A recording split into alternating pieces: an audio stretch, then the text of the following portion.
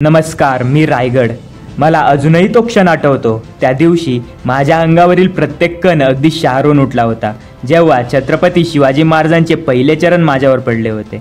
मला एका क्षणासाठी असे वाटत होते की या पूर्ण सह्याद्रीत केवळ माझ्या एवढा उंच मीच, असा मला गर्वच चढला होता. परंतु महाराजांची उंची माझ्यापेक्षा खूपच उंच होती. महाराजांचे चरण म्हणजे माझ्यासाठी साक्षात स्वर्गच होता.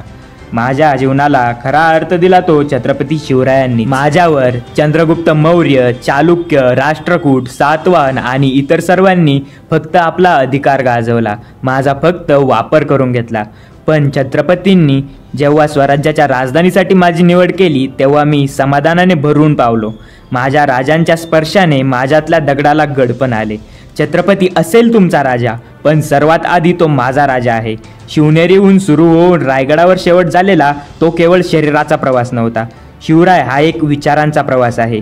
त्याचा शेवट कधीच होऊ शकत नाही. ज्या दिवशी या शिवाजी नावाच्या विचाराचा शेवट होईल, त्या दिवशी माझेही अस्तित्व संपलेले असेल, कारण हा एक चिरंजीवी प्रवास आहे. दुर्दैवाने या चिरंजीव राजाचे महाराज पण खूप कमी लोकांना समजलं. ते समजलं या सह्याद्रीला, ते समजलं या महाराष्ट्राच्या मातीतल्या प्रत्येक कणाला, नर्मदेपासून तुंगरुद्रेच्या एका एका थेंबाला, अथांग पसरलेल्या आभाळाला आणि सागराला. महाराज समजले होते सूर्य आणि चंद्राला.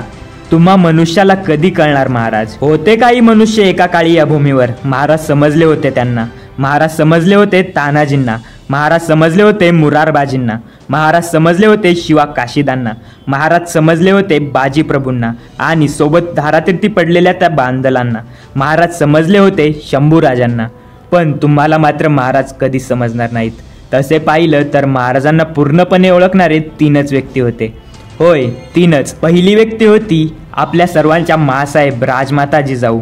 दुसरी व्यक्ती म्हणजे राजांचा सर्वात मोठा शत्रू औरंगजेब. आणि तिसरी व्यक्ती म्हणजे मी स्वतः श्रीमंत रायगड. शिवराय हे फक्त एक नावच नाही, हा एक विचारांचा प्रवास आहे. जाता जाता माझी तुम्हाला एवढीच विनंती आहे, शिवराय वाचा, त्या विचारांना स्वतःत रुजवा. माझ्या राजाच्या नावाचं राजकारण खेळू नका. शिवाजी नावाच्या विचारांचा प्रचार करा. आजसाठी तुम्हाला माझी एवढीच विनंती आहे.